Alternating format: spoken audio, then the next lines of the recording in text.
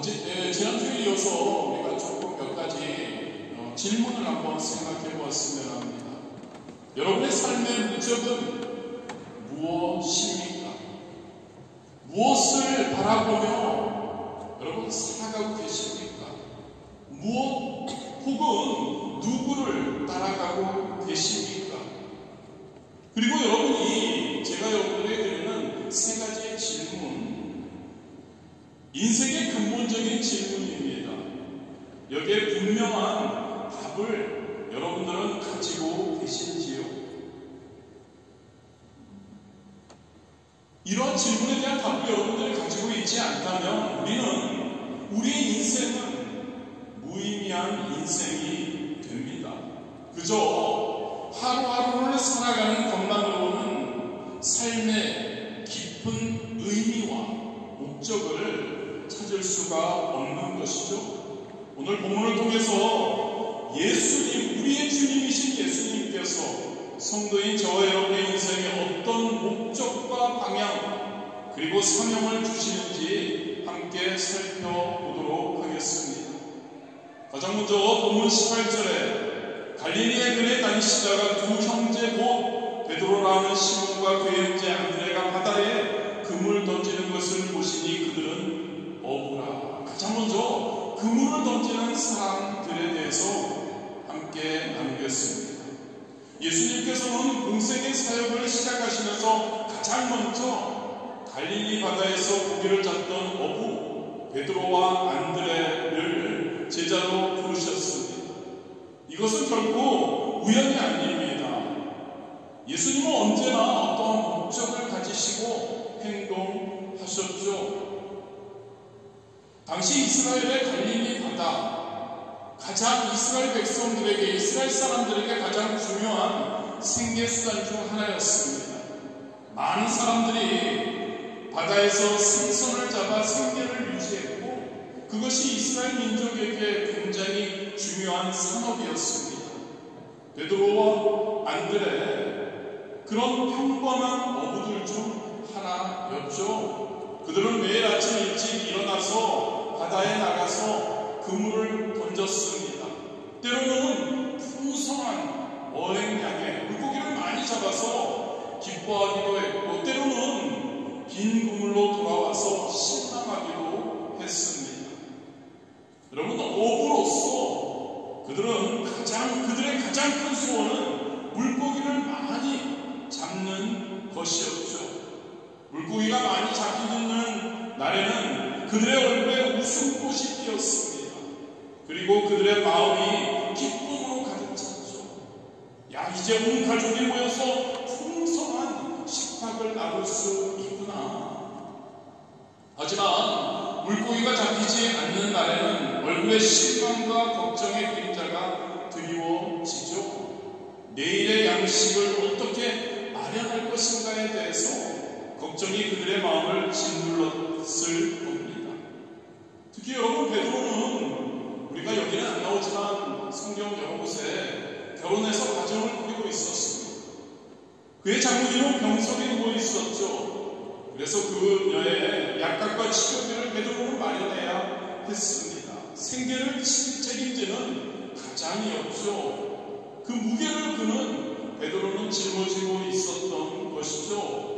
그래서 물고기를 많이 잡지 못하면 경제적으로, 심적으로 베드로는 개인적으로 특별히 큰 어려움을 겪었습니다.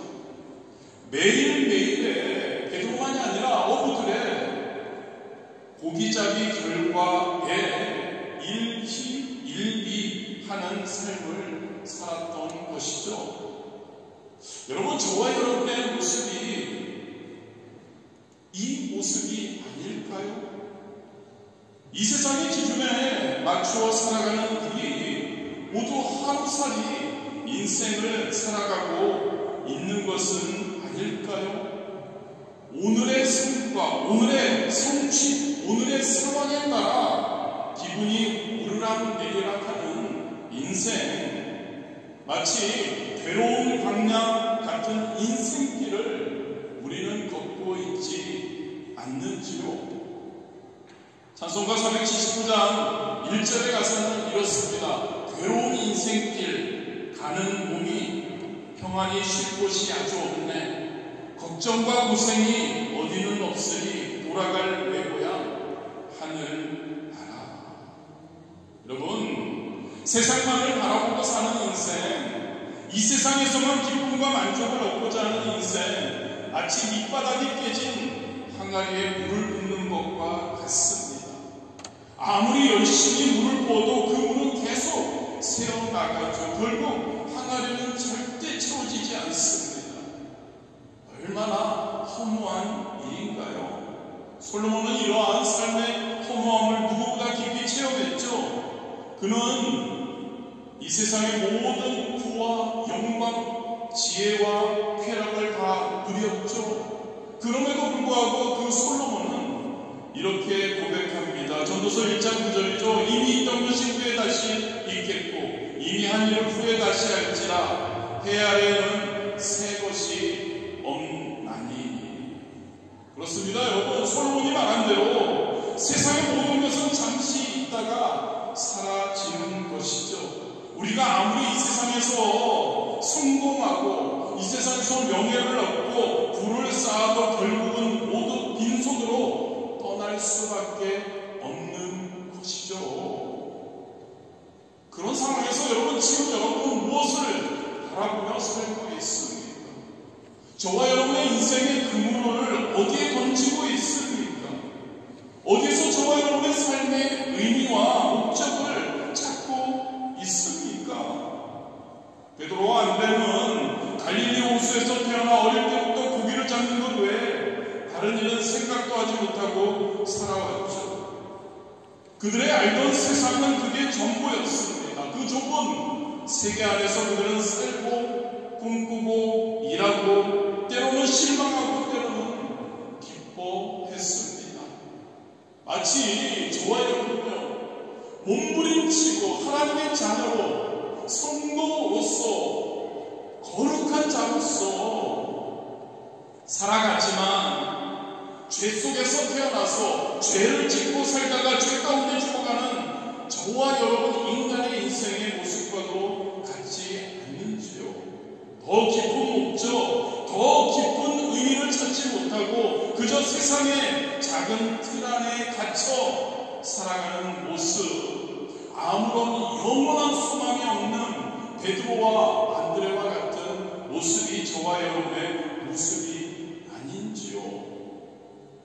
그런데 어느 날 기적과 같은 일이 그들에게 일어나죠.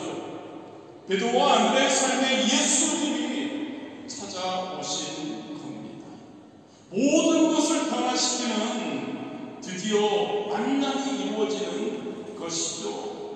저와 여러분의 삶에 일어날 수 있는 가장 놀라운 기적이 바로 예수 그리스도께서 우리를 찾아오시는 것임을 믿으시기를 바랍니다.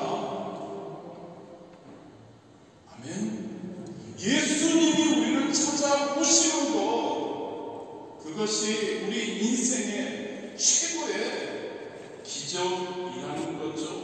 우리의 일상, 우리의 평범함, 우리의 실패와 좌절 속에 예수 그리스도께서 들어오시는 것, 이것이야말로 저와 여러분의 인생을 완전히 새롭게 하는 결정적인 사건인 줄 믿으시기를 바랍니다. 할렐루야. 예수님이 우리를 찾아오신 것이. 두 번째로 19절이죠. 말씀하시되 나를 따라오라. 내가 너희를 사랑을 낳는 어부가 되게 하리라 하시니. 두 번째는 저와 여러분을 부르시는 우리의 주님. 지금까지 고기 잡는 것 외에는 생각해보지 않았던 베드로와 안드레를 예수님이 직접 찾아와 만나주셨습니다. 그리고 평범한 어부였던 그들에게 예수님은 나를 따라오라고 말씀하셨죠. 여러분, 얼마나 놀라운 초대입니까? 단순한 제안이 아닙니다. 이것은 그들의 인생을 죄 가운데 평범하게 그냥 어부로서 물고기를 잡고 많이 잡으면 기쁘고 적게 잡으면 괴로워하는 그 인생 가운데 예수님은 바로 그들의 인생을 바꾸는 그러한 부르심으로 예수님은 그들을 단순한 평범한 어부에서 제자에서 사도로, 사도에서 교회의 기둥으로 변화시킬 계획을 가지고 찾아오셨던 거죠. 갈릴리의 작은 어촌에서 고기를 잡던 평범한 어부들이 세계의 역사를 바꾸는 인물들로 변화될 것을 누가 상상이라도 했을까요? 하지만 예수님은 그들의 가능성을 보셨고 그들이 무엇이 될 수 있는지를 아셨던 것이죠. 이처럼 예수님은 절망 가운데 살고 있는 저와 여러분을 찾아오십니다. 믿으시기를 바랍니다. 매 순간 예수님은 저와 여러분을 찾아오시죠. 갈릴리 해변을 다니시며 베드로와 안드레를 부르신 것처럼 우리 주님은 오늘도 절망과 허무 가운데 살아가는 우리 한 사람 한 사람을 찾아와 우리의 이름을 불러주신다는 거죠. 아시겠지만 제 이름이 이종태입니다. 종태야, 나를 따라와. 우리 연세 가장 많으신 우리 박봉영 권사님에게도 말씀하실 겁니다. 죄송해요 권사님. 은혜야, 나를 따라와. 그 뒤에는 김종수 권사님 보이네요. 정수가 나를 따라와. 또 전부 다 할 수가 없으니까 각자의 이름을 대고 한번, 각자 본인의 이름입니다. 함께 한번 선포했으면 합니다. 하나, 저는 종태야 나를 따라와입니다. 여러분 함께 하나, 둘, 셋. 종태야 나를 따라와. 이 예수님의 부르심, 이 예수님과 만나는 그 순간 여러분 우리가 기억했으면 합니다. 저와 여러분의 인생이 180도로 달라지는 삶의 전환점이 된다는 겁니다. 그 전까지의 삶, 그 이후의 삶이 완전히 달라지는 겁니다. 왜요? 왜냐하면 우리 예수님이 우리에게 나를 따라오라고 그냥 말만 하시는 것이 아니라 저와 여러분에게 새로운 인생의 길을, 새로운 사명을 주시기 때문이죠. 그렇습니다 여러분. 물고기만 구하며 살던 베드로와 안드레에게 주님은 사람의 생명을 구하는 물렁 사명을 주십니다. 19절 하반절에도 내가 너희를 사람을 낚는 어부가 되게 하리라 하시니. 여러분 이 말씀에는 깊은 의미가 있습니다. 예수님은 그들의 가진 기술과 경험과 전문성을 부정한 것이 아니라 그것을 더 높은 목적을 위해 사용하시려고 그들을 부르신 겁니다. 그들은 어부였습니다. 물고기를 잡는 일에 익숙했죠. 그 물을 언제 던져야 하는지, 어떤 장소에 어떤 방법으로 해야 하는지 그들은 알고 있어. 그리고 인내해야 한다는 것, 기다리는 법을 그들은 알고 있었죠. 풍랑이 일 때 어떻게 대처하는 방법을 그들은 어부로서 알고 있었습니다. 이제 예수님은 그들에게 이야기하십니다. 너희가 물고기를 잡던 그 모든 기술과 인내와 지혜를 사용해서 이제는 물고기를 잡는 것으로 끝나는 것이 아니라 이제는 너희가 사람들의 영혼을 구원해라고 말씀하시는 것이죠. 놀라운 변화 아닌가요? 물고기에 급급해 있던 그들에게 이제는 사람을 낚는 사람의 영혼을 구원하라는 그 예수님의 초대. 그들은 그냥 평범한 어부였습니다. 그들에게는 당연히 사람을 낚을 사람의 영혼을 구원할 능력이 없었습니다. 그래서 주님은 그들에게 나를 따라와, 나만 따라와. 그러면 내가 너희를 사람을 낚는 어부로 만들어 줄게라고 말씀하시는 것이죠. 내가 너희를 변화시킬 거야. 내가 너에게 새로운 능력을 줄 거야라고 약속하고 있는 겁니다. 저와 여러분은 어떻습니까 여러분? 예수님을 만나는 순간 우리도 새로운 사명을 받게 됩니다. 이전에는 생각해보지 못했고 할 수가 없다고 생각했던 위대한 사명을 우리는 받게 되는 것이죠. 그리고 이 사명은 우리의 능력 이루어지는 것이 아니라 우리 주님이 주시는 능력으로 이루는 것임을 믿으시기를 바랍니다. 세상은 우리에게 너는 너의 한계 안에서 살아야 한다고 이야기하죠. 그런데 예수님은 나를 따라와 내가 너를 변화시키겠다. 세상은 우리의 약점을 지적합니다. 그러나 예수님은 우리의 가능성을 보신다는 것. 세상은 우리의 과거로 우리를 판단하지만 예수님은 우리의 미래와 가능성을 보신다는 것을 우리는 기억하기를 원합니다. 그리고 예수님은 우리에게 원하는 것 단 한 가지뿐이 없습니다. 우리에게 기대하는 것 단 한 가지뿐이 없습니다. 딴 거 없습니다, 여러분. 우리 보고 하라는 건 아닙니다. 주님은 전적으로 나를 믿고 나를 의지하고 나를 따르라고 말씀하는 거죠. 할렐루야. 오직 예수님을 믿고 오직 예수님을 의지하고 오직 예수님만을 따라가면 그 예수님이 우리의 위대한 사명을 이루는 사람으로 만들어 주시는 걸 믿으시기를 바랍니다. 그렇습니다, 여러분. 베드로와 안드레는 지식이 뛰어난 사람도 용맹한 사람도 아니었죠. 갈릴리 시골의 평범한 어부들이었습니다. 베드로는 어떻습니까, 여러분? 공개적으로 예수님을 3번이나 부인했었던 연약한 사람이었습니다. 하지만 그는 오순절날 성령의 충만함을 받고 담대히 설교하게 됩니다. 그리고 3,000명이 하나님께로 돌아오는 역사적인 사건의 주역이 되죠.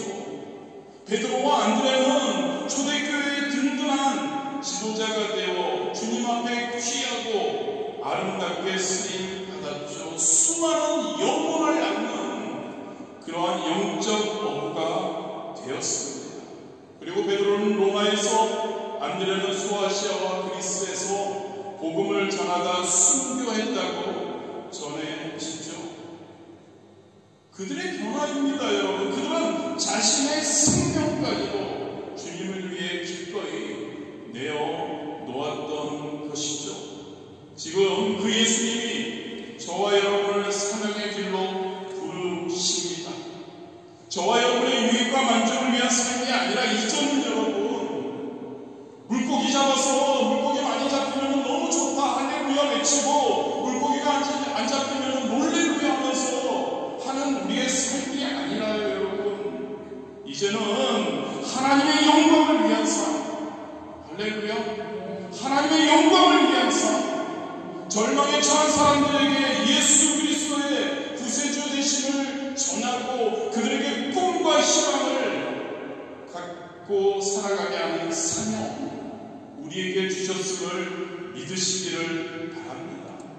저에게만 주신 거 아닙니다. 목사님 전하, 하나님의 말씀을 전하는 주의 종들에게만 주신 것이 아닙니다.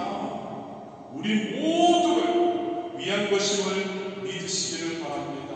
각자의 삶의 자리에서요, 가정에서, 직장에서, 학교에서, 사회에서 우리는 사람을 낳는 어부가 될 수 있습니다. 관계를 통해서요, 성경을 통해서요, 말씀 나눔을 통해서요, 우리는 사람들을 예수님께로 인도할 수 있고 인도해야 할 줄 믿습니다. 이 부르심, 성도인 저와 여러분에 대한 부르심, 저와 여러분이 구원받았으며 할렐루야로 끝나는 것이 아니라 그러한 사명자로서 부르심에, 여러분, 그 주님의 부르심, 나를 따라오라, 그 음성에 순종할 수 있게 되기를 진심으로 원합니다. 여러분, 어디서 무엇을 하는 것 중요하지 않습니다. 하나님께서 우리를 어느 곳에 보내시고 무엇을 하게 하시고 하나님의 인도하심에 우리는 있습니다. 어느 곳에서 무엇을 하든 하나님의 영광을 위해 살아가는 저와 여러분 되시기를 주님의 이름으로 축복합니다. 사람을 살리고요, 사람들을 변화시키고 사람들을 치유하고 꿈과 희망을 주는 그러한 삶을 살아갈 수 있게 되기를 주님의 이름으로 축복합니다. 그러면 여러분, 우리 인생이 어떨까요? 행복한 인생, 마지막입니다. 20절이죠. 그들이 곧 그물을 버려두고 예수를 따르니라. 그 나를 따라오라는 그 예수님의 초대, 결단, 헌신에 대해서 함께 나눕니다. 그 예수님의 부르심에 베드로와 안드레의 반응이죠. 그들이 곧 그물을 버려두고 예수를 따르니라. 얼마나 놀라운 반응인가요? 예수님의 부르심을 나를 따라와 라는 것을 부르심을 받자마자 그들은 즉시 행동했다는 것이 너무나 중요한 것 같습니다. 그들에게는 망설임도 없었습니다. 어떠한 조건도 달지 않았습니다. 질문도 하지 않았습니다. 그럼에도 불구하고 그들은 자신들의 전 재산이었던 배와 그물을 버려두고 예수님을 따라갔습니다. 예수님 잠깐만요. 같이 가자는데 따라오라는데 어디로 가시는 거죠? 당장 내 가족 무엇을 먹고 살죠? 어떻게 해결해야죠? 이런 질문들을 분명히 할 수도 있었겠죠. 그런데 베드로와 안드레는 아무런 질문 없이 순종했습니다. 여러분 잘 들으십시오. 이게 참된 믿음의 모습입니다. 여러분 믿음은 우리가 모든 것을 다 알고 나서 행동하는 것이 아닙니다. 믿음은 우리가 그 모든 것이 이해되고 당연하지 상식이지 그래 해서 믿는 것이 아닙니다. 믿음은요 하나님을 신뢰하기 때문에 행동하는 것임을 믿으시기를 바랍니다. 아멘이십니까 여러분? 믿음은 하나님을 신뢰하니까요. 믿음은 하나님이 누군지 우리가 아니까요. 하나님이 누구시죠 여러분? 지겨우시죠? 저도 얘기했어요. 사도신경에 나오죠. 우리 매 예배마다 고백하는 것이죠. 하나님이 누구시라고요? 전능하신 분이심을 믿습니다. 아멘. 하나님이 누구시라고요? 천지를 지으신 분이시고요. 하나님이 누구시라고요? 우리의 아버지가 되신데 우리 매 예배마다 우리가 고백하잖아요. 이 하나님 불가능이 없으시고 모든 것이 가능하신 그 하나님, 우리의 아버지가 되시는 너무나 좋으신 하나님, 그 하나님에 대한 신뢰하십니까 여러분? 그 하나님을 진짜 믿으십니까? 믿는다면 행동하는 겁니다. 믿는다면 순종하는 겁니다. 그게 믿음이라는 거죠. 예수님은 조금 더 가셔서 야고보와 요한 형제도 부르시죠. 그들의 반응도 마찬가지였습니다. 21절 22절이죠. 거기서 더 가시다가 가는 두 형제 곧 세베대의 아들 야고보와 그 형제 요한이 그의 아버지 세베대와 함께 배에서 그물 깃는 것을 보시고 부르시니 그들이 그 배와 아버지를 버려두고 예수를 따르니라. 야고보 요한도 즉시 배를 그리고 아버지까지 버려두고 예수님을 따라갑니다. 더 놀라운 결단이죠. 물질적인 것만 버린 것이 아니라 가족 관계까지 버렸던 것입니다. 어부에게 배는 전 재산입니다. 그들의 생계의 수단이었죠. 배가 없으면 그들은 직업도 그리고 수입도 없는 상태가 되죠. 아버지를 떠난다? 지금도 우리 한국은 더 그렇죠. 효문화. 그 당시에는 더 했습니다. 당시의 효도의 문화를 저버리는 그들은 이 모든 것을 기꺼이 내려놓았습니다. 예수님께서 부르시자 전 재산을 내려놓고 가족도 떠나 예수를 따라갔습니다. 참된 제자의 모습입니다. 어떻게 이 제자가 될 수 있을까요? 오직 믿음인 줄 믿습니다. 할렐루야. 하나님을 내가 얼마나 믿느냐는 겁니다. 진짜 내가 하나님을 믿느냐는 거죠.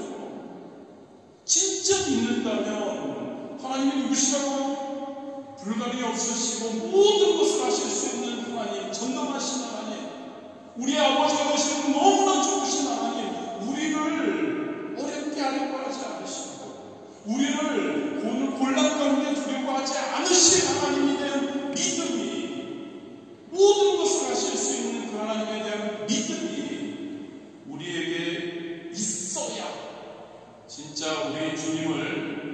제대로 따라가는 제자가 될 수 있는 줄 믿으시기를 바랍니다. 예수님을 따르는 것은요, 여러분, 과거의 삶을 버리는 겁니다.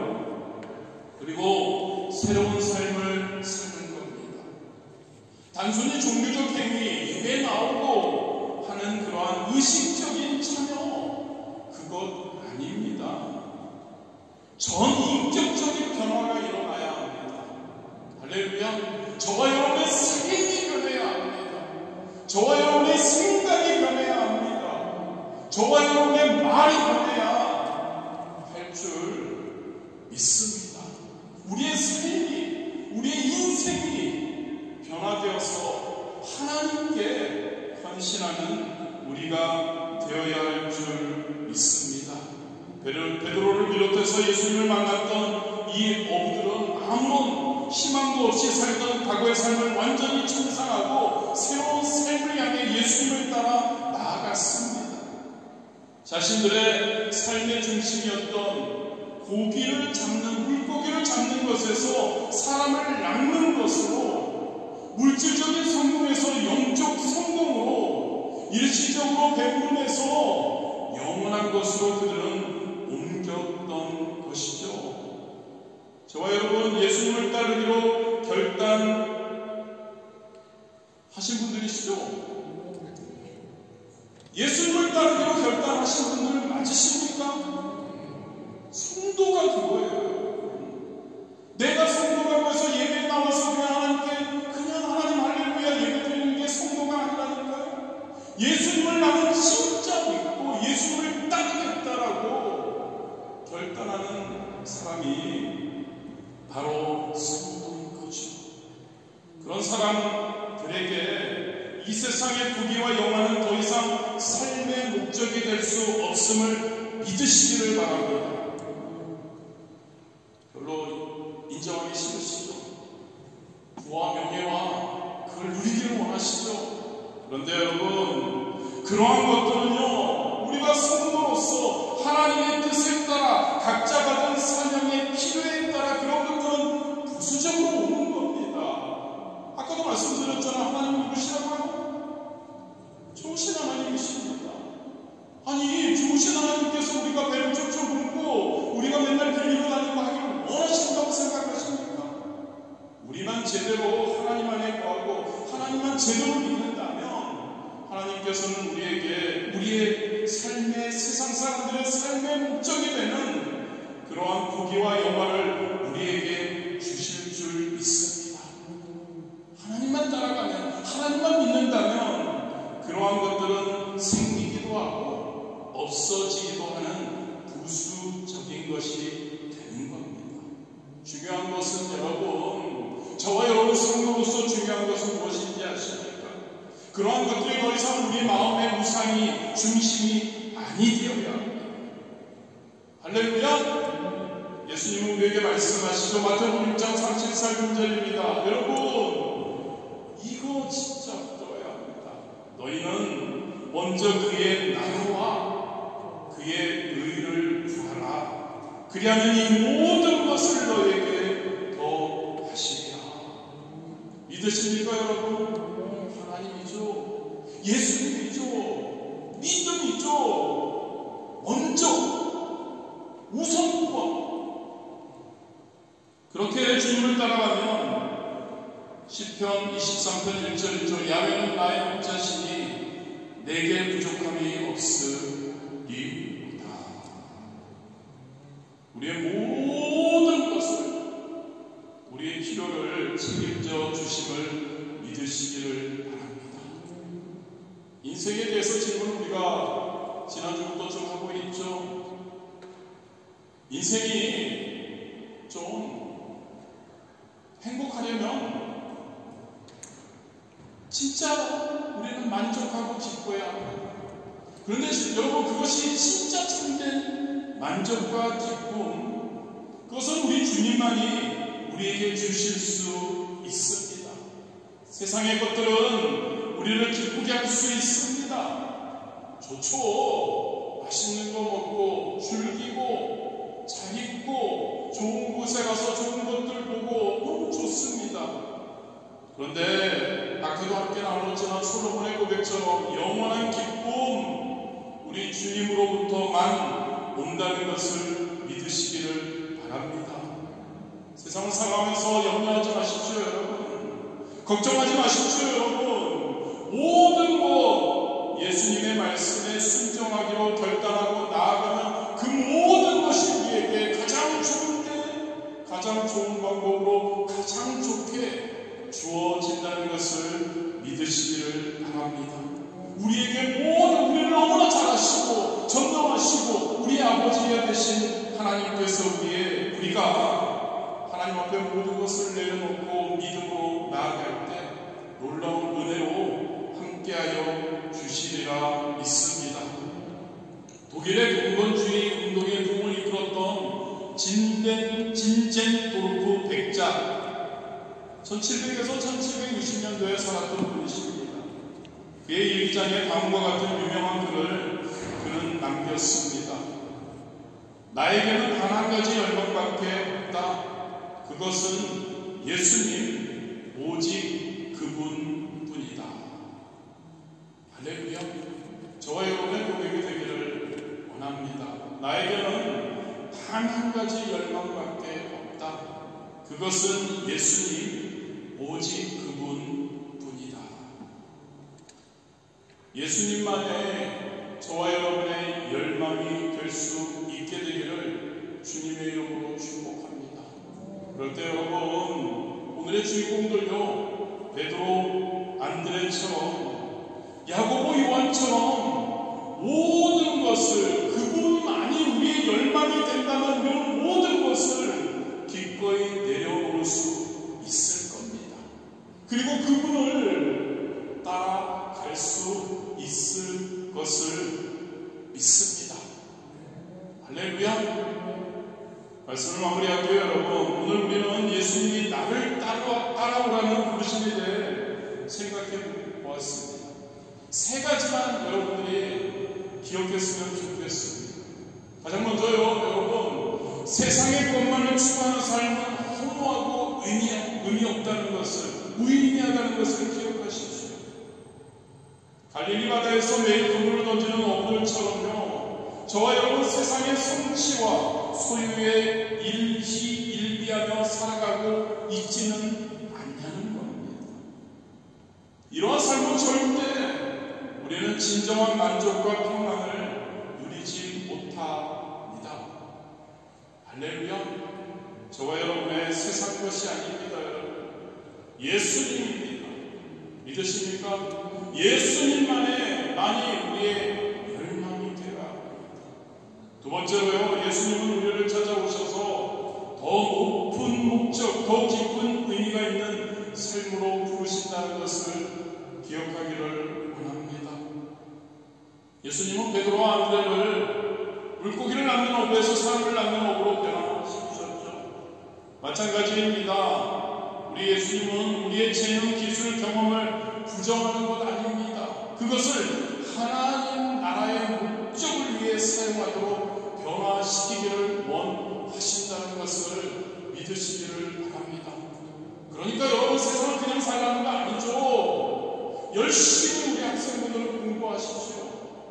자신의 발란트를 잘 개발하십시오. 그곳에서 그 분야에서 최고가 되십시오. 할렐루야. 그리고 하나님께서 그 최고됨을, 아니면 최고되지 않아도 괜찮아요. 괜히 최고 하면 또 이상하게 들리시고, 그 분야에서 최선을 다하십시오. 그 최선을 다하고 나아갈 때 하나님께서 여러분들을 놀랍게 써주시리라 믿습니다. 마지막이죠. 예수님의 부르심에 우리는 결단, 헌신해야 할 줄 믿습니다. 오늘의 주인공들은 모든 것을 예수님이 부르실 때 즉시 버리고 예수님을 따랐습니다. 오직 믿음으로 예수님을 위해 살기로 결단하는 저와 여러분 되시기를 주님의 이름으로 축복합니다. 하나님이 저와 여러분에게 주신 성도로서의 사명, 전적으로 우리는 그 사명을 위해 헌신할 수 있어야 합니다. 그럴 때 놀라운 하나님의 축복이 우리에게 임하리라 믿습니다. 한 분 한 분 나를 따라오라는 주님의 부르심에 기쁨으로 응답할 수 있게 되기를 원합니다. 그리고 주님과 함께 풍성하고 진짜 성도다운 의미 있는 삶 살아가는 저와 여러분 되시기를 주님의 이름으로 축복합니다.